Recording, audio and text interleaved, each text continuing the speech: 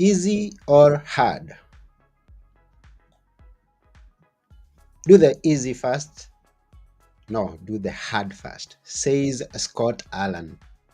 This is Now Tell Us. I'm your host, Anthony Muirori. At Now Tell Us, we have guests come and tell us stories and inspire us, they educate us, or inform us of things that they have a passion on. Today, we have that special guest, Scott, who's going to come and tell us about doing the hard things first. I hope you're ready. Now, Scott is a motivational speaker and he's also an entrepreneur. But more about him, why don't we go and meet him to tell us? Because this is Now Tell Us. But before we go, please remember to share this episode with all your friends. If you have questions, ask. We'll try our level best to answer based on doing the hard things first. If you have any comment whatsoever about the podcast, we really love feedback. So we actually thank you in advance for any feedback that you're going to give us. And now, because we need to hear from Scott, why don't we go and meet him? Join me as we are on the journey to find out more about doing hard things fast. Here we go.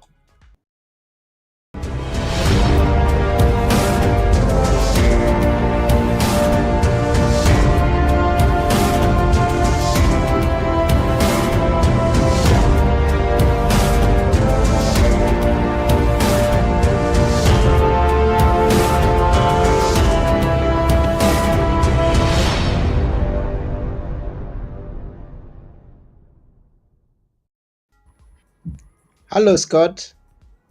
Hello, great to meet you, and thanks for having me on the show. Good to meet you too. And thank you for coming to Now Tell Us. My pleasure. Yeah. At Now Tell Us, we're always curious to know from which part of the world we are connecting with people. Sure thing. So I am located just outside of Osaka in Japan. I've been here for about 26 years. Oh, and how is it there? It's wonderful. If you ever have a chance, please stop by. There's lots to see, lots to do, and we just finished the cherry blossoms. They've pretty much blown away by now, but now we're heading into a nice spring. So, yeah, it's a great place. I've been here for a long time, so obviously I like it enough to have stayed for this long. But I've been to many places around the world, but yeah, this is my home base. And originally, I am from Canada. Oh, okay. Toronto or where? Close, Halifax. Halifax. Kind of Nice. close. Yeah, That they're is a good. couple hours apart by airplane, but yeah. So Halifax is, for many of you, in case you're not sure where it is on the Atlantic seaboard. And once you go past Halifax, if you travel by ship for about 3 days, you should hit the UK. Okay, that's good to hear. I have a friend from Canada who is a great author. He's actually my mentor in writing, and yeah, I know Canadian people are great people, so it's good to have you here. We try. Yeah. So, tell us a bit more of what it is that you do, because I just briefly introduced you. Sure thing. So, for the most part, I think you mentioned that I'm an entrepreneur. That is Mhm. correct. And to be a little more specific, I write, publish, and market books. So, to date, I think we have 35 to 40 books in the marketplace. Some of the books are in several languages. And I think Do the Hard Things First is in 16 or 17 languages. It's currently being prepped for 5 or 6 different countries to be released sometime this year. So, yeah, I would say that for the most part, the books are based on self help, personal development, how to become a greater human being, which is, I think to master your human potential. That's really, if I had to put everything into one phrase, I think that is what I aspire to, is to help people on that journey, as I'm also learning myself. And that's the journey that I'm on, just how to master that human potential. And although, we need I think we all need help with that. We need help with every step of the process, and it's always works a lot better if we work on it together instead of people trying to figure everything out on their own. Yeah, and I agree to that. We are in it for, we are in it together. We are in it together as we figure out how it all goes. And it's a good area when we talk about personal development because we are people who grow from thoughts, ideas, concept, and we can't just let our mind just wander wherever it is. A book I read talks about our mind being compared to a garden, which if you leave it without cultivating, weeds are gonna grow. So you gotta have to cultivate some good seeds, plant some good seeds, and harvest some good fruits from it. So it's a good thing that you're doing. When did you start writing? Hmm. I think I've always been a writer, but I've loved books since I was way back in elementary school, which we're going back about 40 years or more. And I was always making up stories, and I would come up with ideas for stories. And I had a notebook and I would come up with ideas for books and give the book a title. And I would start to write the story.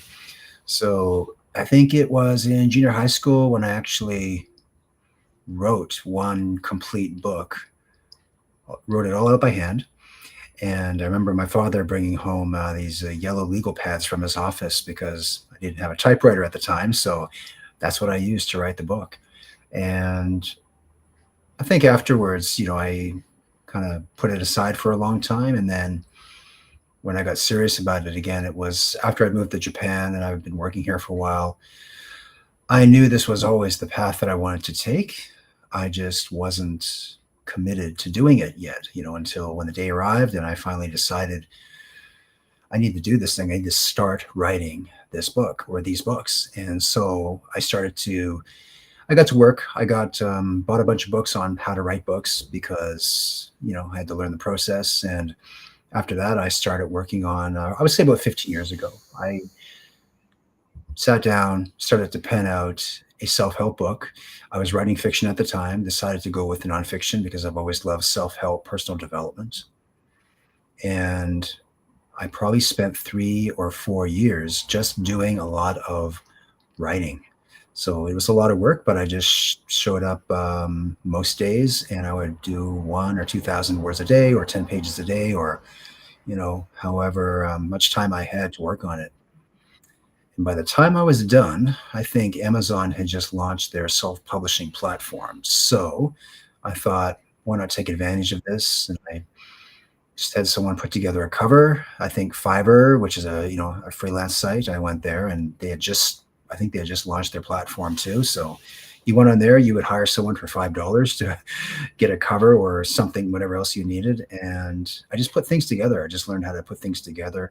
There wasn't a lot of back in those days. It wasn't that long ago, but probably 12 or 13 years ago. There wasn't a lot of direction on how to self-publish books. So I was looking for a publisher, but I realized that self-publishing it meant I could get the book into the markets faster without having to wait 1 or 2 years on a publisher. That's assuming if my book got accepted. Mm-hmm.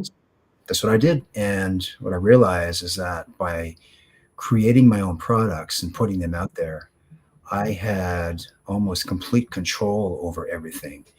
In other words, like how it looked, and that wasn't maybe that wasn't a great thing to begin with because they didn't look that great. But that's the process. I'd put something out there, get feedback, and then I would change the cover. I would re-edit the book. I would make the product better, and then relaunch it. And I've just always taken that approach to everything. So, um, and yeah, just I just kept getting more ideas for books. So I just kept putting them out there, getting better at the process. And, you know, I guess 11, 12 years later, here we are. And yeah, I put out quite a few books. They're in multiple languages, as I mentioned. So depending where you are, you could pick one up possibly at your local bookstore or online.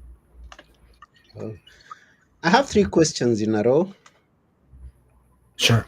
First, before you were into writing, how you found yourself in Japan? Uh, what were you doing? What was your main occupation? And transitioning into being a writer, how easy or how difficult was that?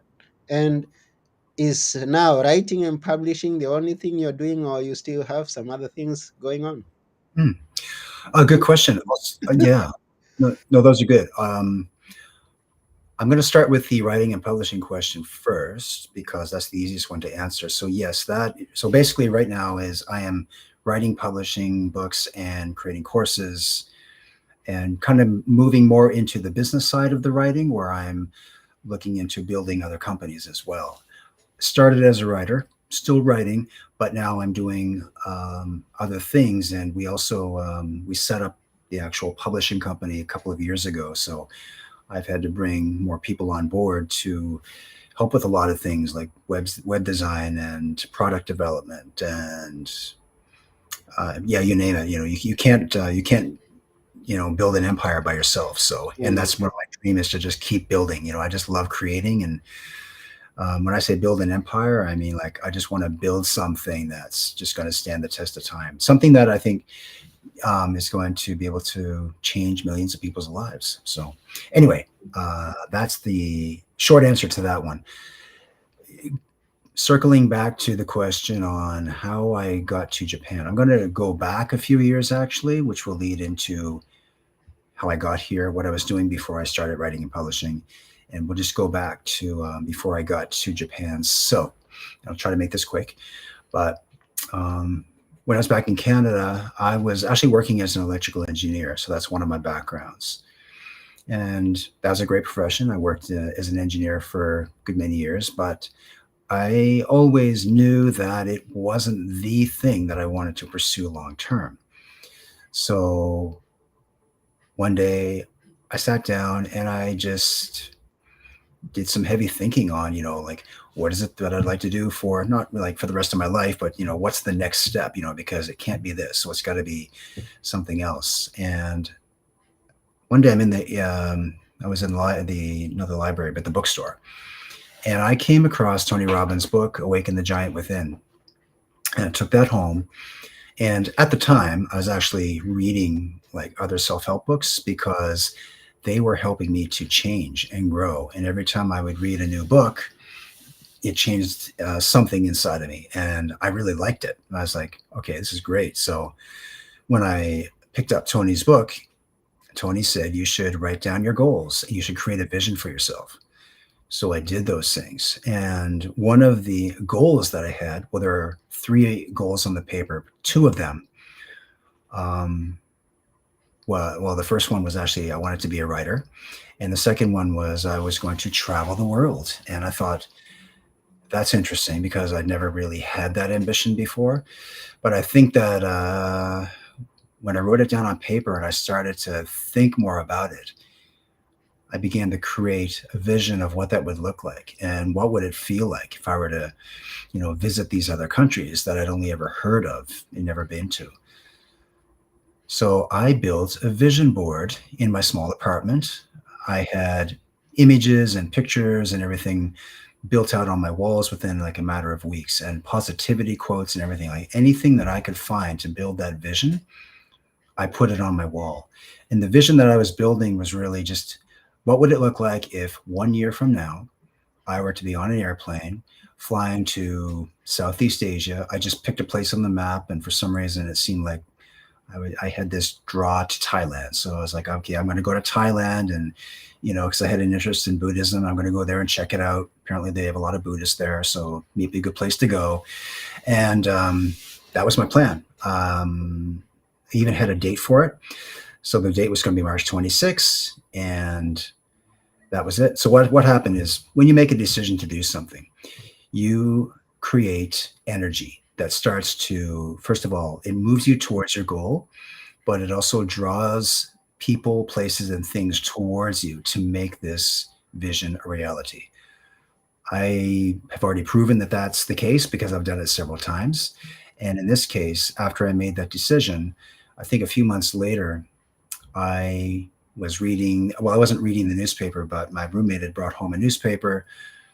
I don't read the newspaper, so I just kind of opened it up to a random page one day, And right there was a like a clip where they were looking for teachers to go overseas and teach English in Japan. It just said teach English in Japan, apply today. I thought that's a great idea, so I applied, and about a month later, I found myself in downtown Vancouver having dinner with a Japanese businessman who owned a business school here, and they were recruiting 3 people to fly overseas for 1 year. So I thought that's great. Like, okay, if I get it, fantastic. And if I don't get it, well, I'm still leaving and going to Asia somewhere. That was the plan because nothing would change, right? Regardless. But had the interview, and a week later, they called me up and said that I didn't get the job because they had chosen 3 people and I was number 4. And I think they had interviewed like 20 or 30 people. So, but a week later, they called up and said the third person dropped out. You're in. So you can call that fate or destiny, but that was it. Anyway, fast forward a little bit. A year later, it actually was about 6 months after that. We had the prep and everything, get the visa. I had a working holiday visa, which meant that I could work in Japan for 1 year. And a working holiday visa is only good for 1 year, and you can only get it one time for one country. And so anyway, that was it. Everything was set. They brought us over, set us up in a homestay, gave us a car. I had, doubled my salary overnight, and then I was working half as less. So I thought, this is pretty good. I think I'm going to stay here for a while. So, which obviously I did.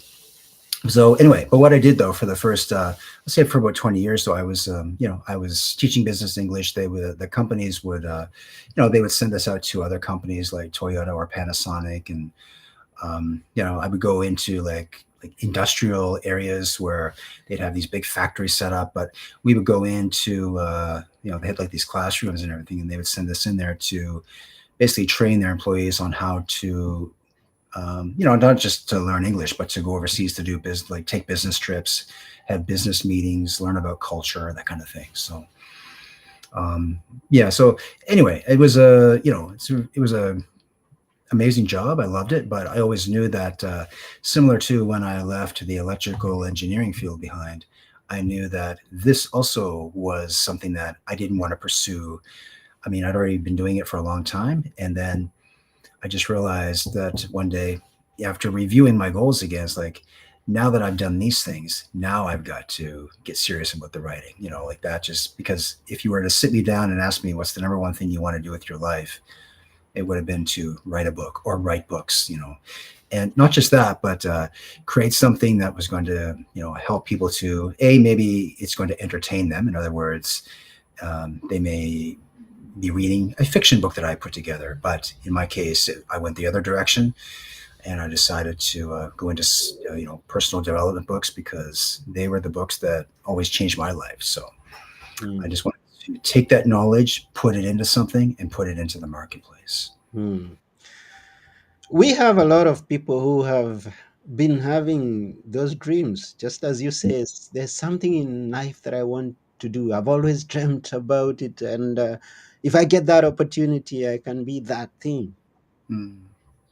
Just like you kept writing, waiting for many years, and you had to make a decision. Now, speak to that person who's maybe there, maybe procrastinating, maybe in a position that they think they cannot be able to take an action to actualize their dreams. Talk to that Yeah. person. All right. So when it comes to building your dreams, now I could give you the easy path, or I could give you the easy answer. And I could say, okay, well, write down your goals, make a list of steps towards that goal, and then get to work.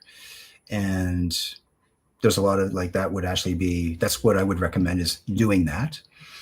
But what's going to happen with a lot of people, and this happened with me several times, is like I would sit down and again, like, okay, I want to do this thing, and here are the first few steps that I'm going to take. And then eventually imposter syndrome is going to settle in, and probably you're going to start telling yourself that you're not good enough for this dream. You don't deserve it. And, that little voice inside your head is going to start playing some games. And you're going to listen to that voice, and you're going to start to believe it. And if you tell your friends about it, some of them might convince you that it's also just, like that's not going to happen. So there's a lot of things that are kind of like in your way, right? There's a lot of resistance. But I just look at it this way. If you really truly want something to happen for you, like you're going to, first of all, you're going to know that inside. And like most people, I would push it away and just say, okay, well, someday I'll get to that thing. Someday I'll get to that thing. And what happens is that all of those some days start adding up. And eventually the months and years go by. You realize after 5 or 10 years, you look back and you're like, I really wanted to do that thing. Let's just use an example. Like I wanted to start my own business, whatever that may be.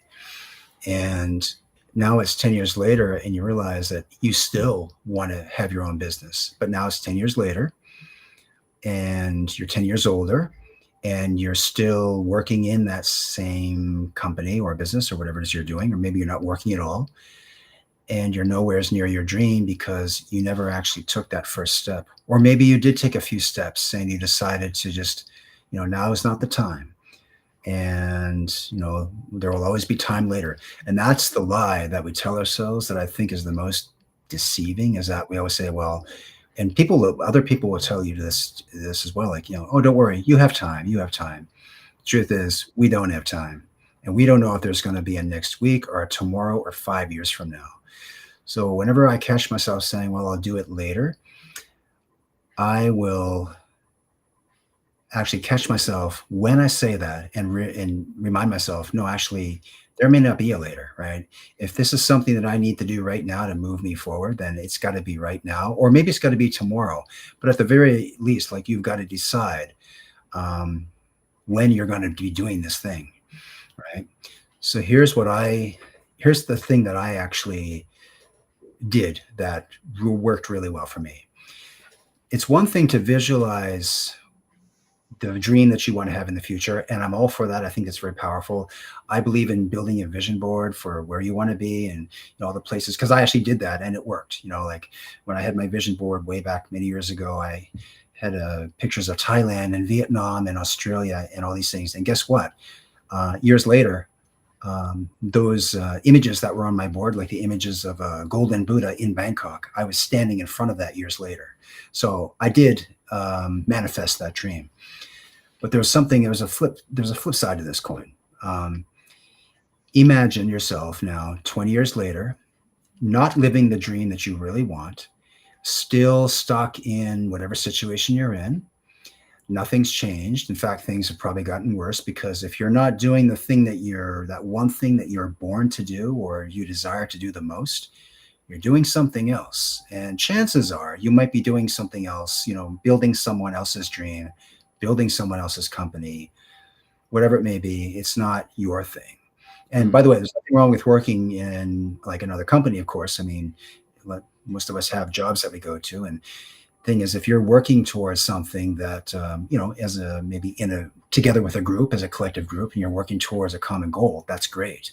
Mm-hmm. But like at the end of the day, if you're not building your own thing, you're building somebody else's. And if it's their thing you're building, they're in control of, your paycheck, and they're in control of, how things are going to turn out. Like if like in any business, if they decide tomorrow they're just going to make a bunch of cuts, then suddenly you're without a job. So I guess what I'm saying is, I'm not saying everybody has to quit their job and become an entrepreneur, but you do have to decide, like you have to take control of your life.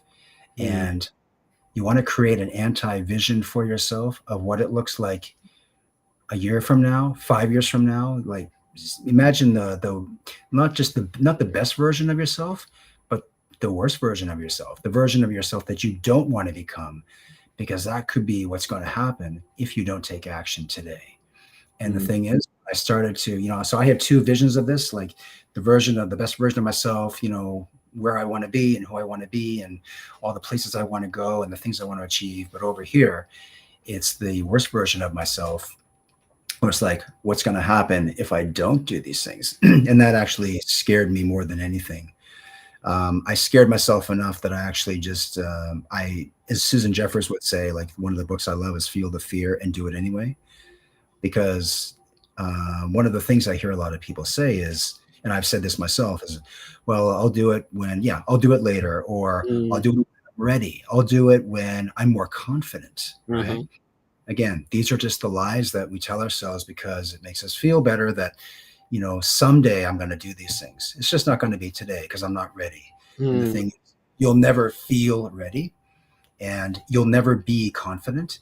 You mhm, can only take action now and you build that confidence as you move forward, right? You'll always feel uncomfortable, and a lot of people will actually give up or they will slow down when things get, uncertainty settles in and discomfort settles in, mhm, because that's scary stuff, right? But the thing is, mm, that's where you make the change. That's where the growth happens. mm. Oh, Wow. Now, looking at your books, you have so many books as you mentioned, but then I kind of discovered you have a passion with this title.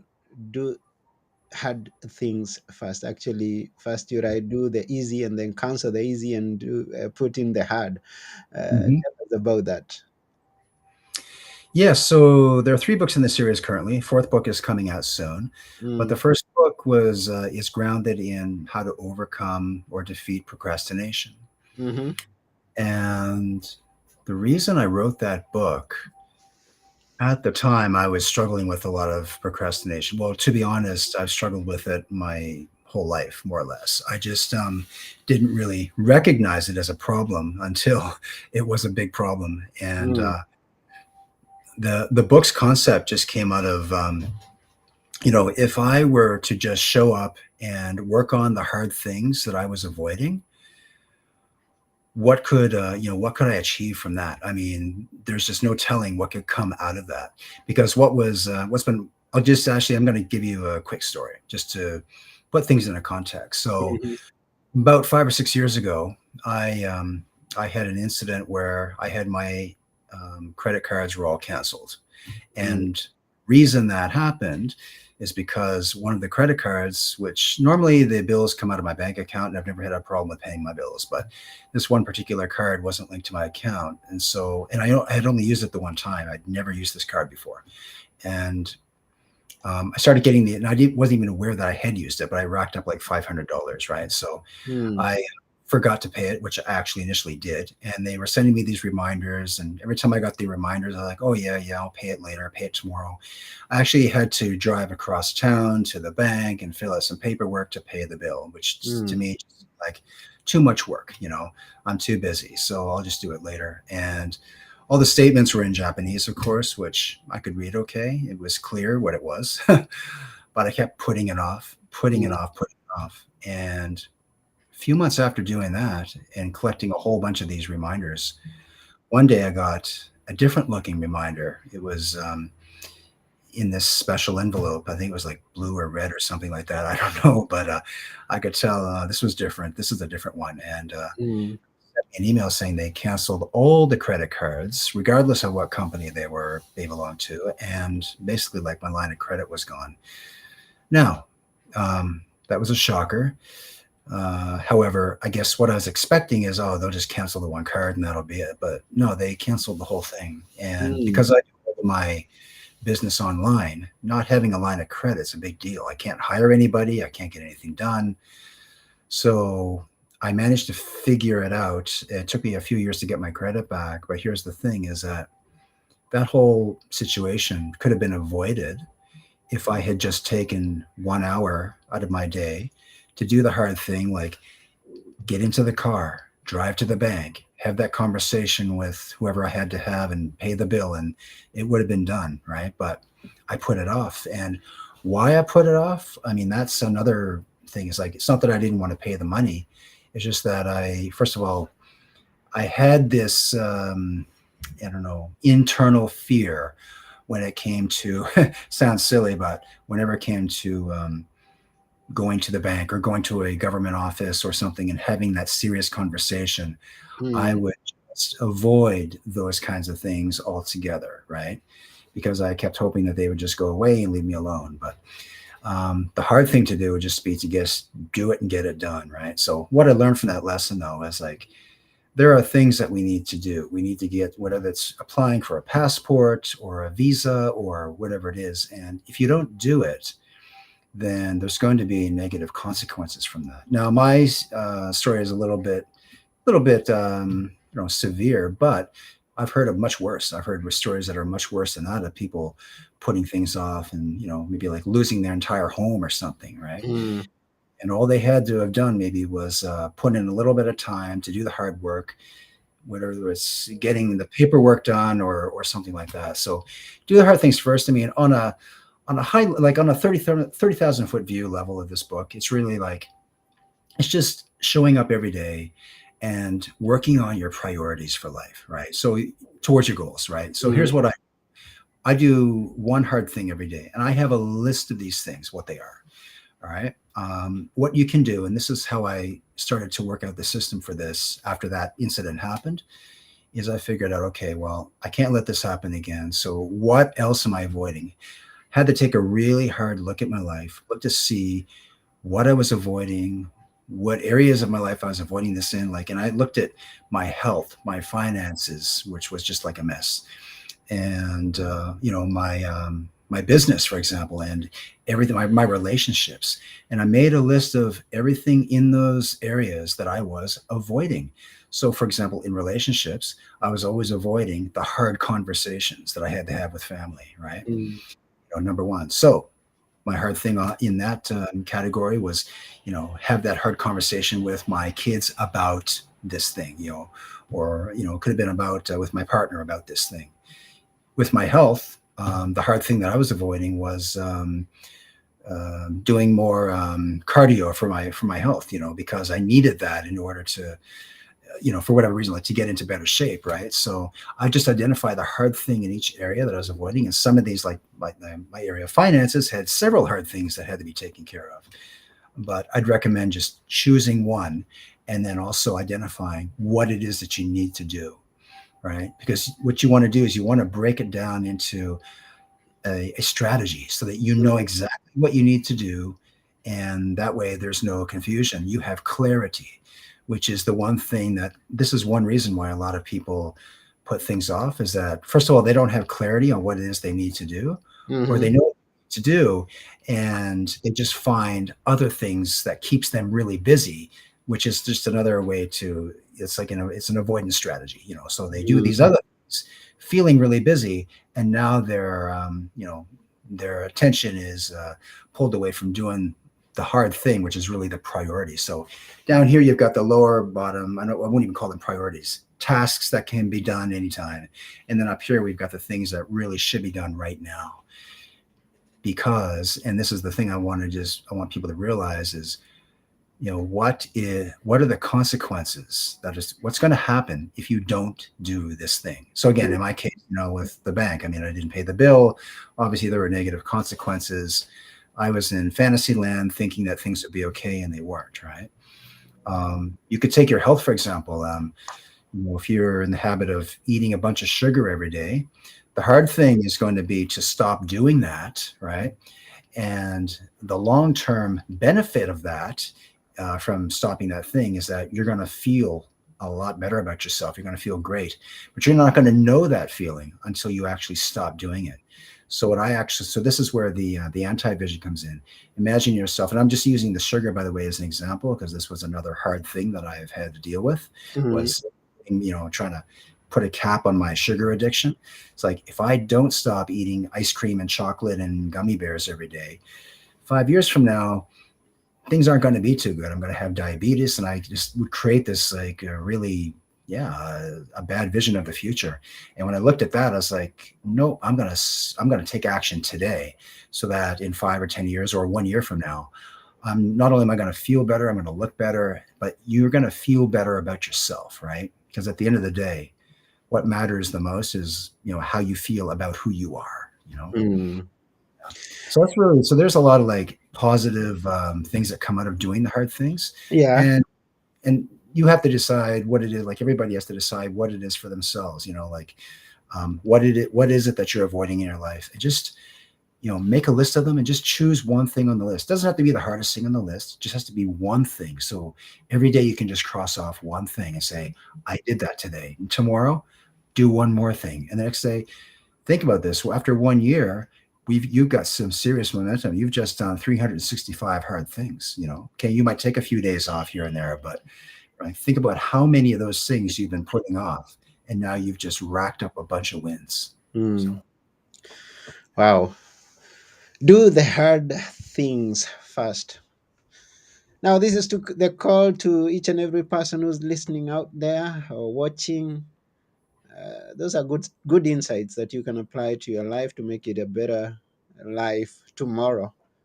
Because it's what you sacrifice for tomorrow, what you sacrifice today for tomorrow, is what is going to be celebrated the day mm, after. You look back and say, I am glad that I did that hard thing that day. yeah, well, I have a. It's not my expression, but I think I picked it up from somewhere. But my favorite saying is either suffer today or suffer tomorrow. So you can either put in the hard work today, or it's going to get a lot harder later on. Yeah, that's a Or good one. Uh-huh. uh, pay now, play later. So Pay now, play later. yeah.